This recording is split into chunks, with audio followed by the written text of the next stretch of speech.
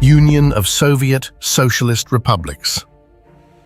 This name represents a reign of terror for some and a paradise for others. It was such a closed-off empire that knowing what was happening inside or understanding people's daily lives remains a great mystery even today.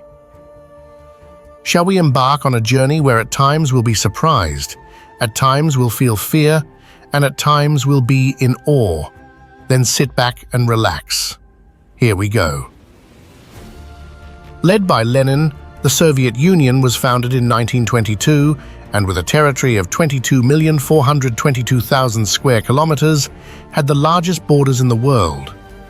By the 1991 census, with a population of 290 million, it was the third most populous country on Earth. For centuries, the Russian peoples had endured poverty, harsh working conditions, and frequent famines.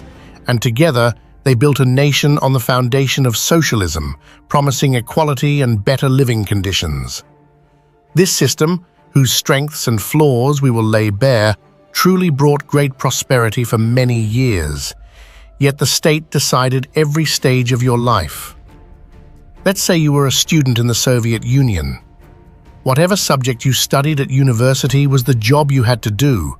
For example, if you studied teaching, you became a teacher. Your personal talents or preferences didn't matter. You had to make that choice when you first started school. However, unemployment wasn't an option because every university department was opened according to the nation's needs, and by the time you graduated, your job was guaranteed. For this reason, there was no such thing as fear for the future. However, wherever your skills were needed, the state had the right to send you there. And considering the vastness of the Soviet map, this could mean never seeing your family again. Breaking away from the life the state had planned for its citizens was considered a crime. If you refused to work at a job assigned to you by the state and continued this for 4 months, you would be committing the crime of social parasitism and would most likely be sent to labor camps. One of the most interesting aspects of living in the Soviet Union was becoming a homeowner. Let's say you worked in a factory, you were married, and you had a child. You would apply to the factory committee, and they would take action to arrange your accommodation. The state would first place you in communal housing, apartments consisting of 5 to 6 rooms, with each room measuring about 25 to 30 square meters.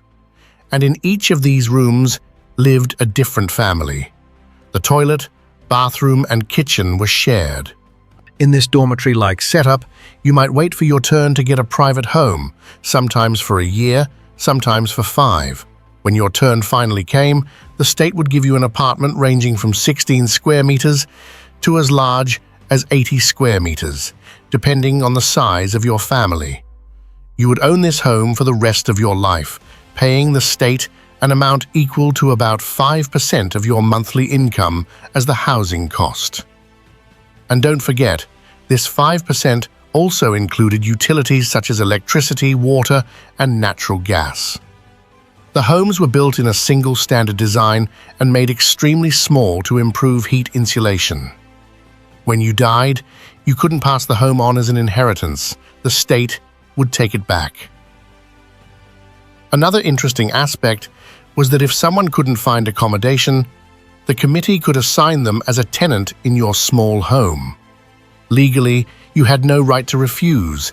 A designated private space would be assigned for both you and the tenant, who could be a man, a woman, or even a married couple.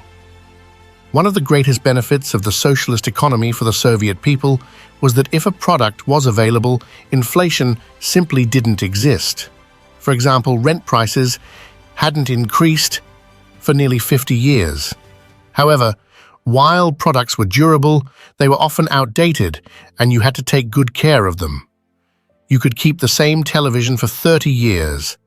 Interestingly, if you wanted to buy a new TV, let's say it cost 50 rubles, you could get a loan from the state. Education and healthcare were fully funded by the state. The same brand of pens, notebooks, and school uniforms were standard across all 15 republics of the Soviet Union.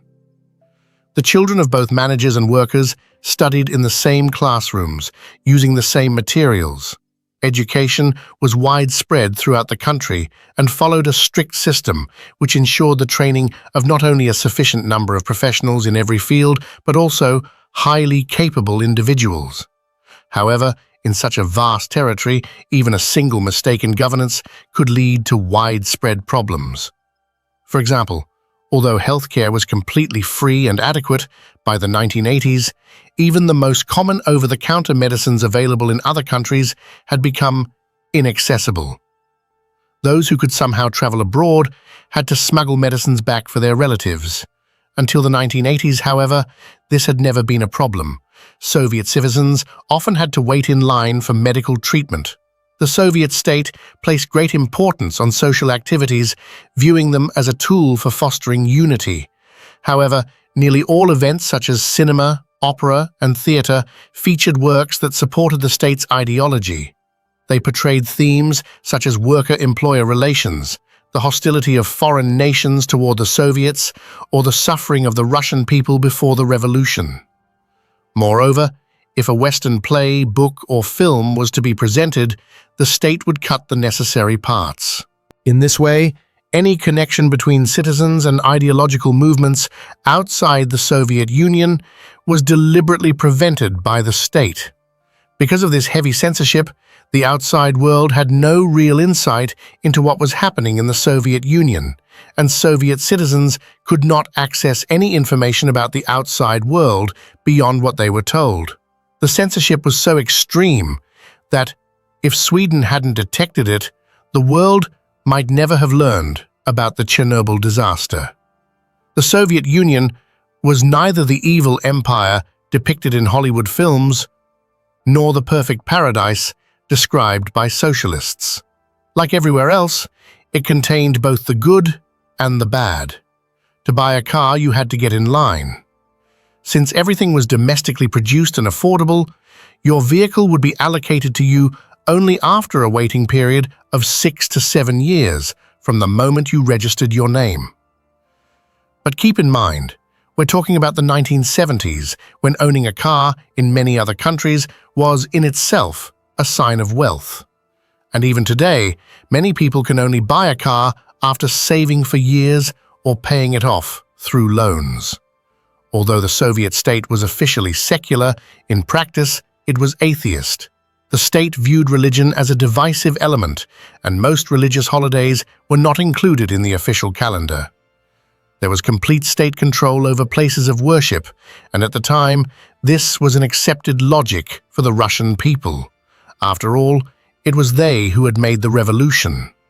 However, once you moved beyond Central Russia to places like Azerbaijan or the Central Asian republics, applying the same policies to Muslim populations who had no connection to socialist ideology served more to weaken unity than to create it.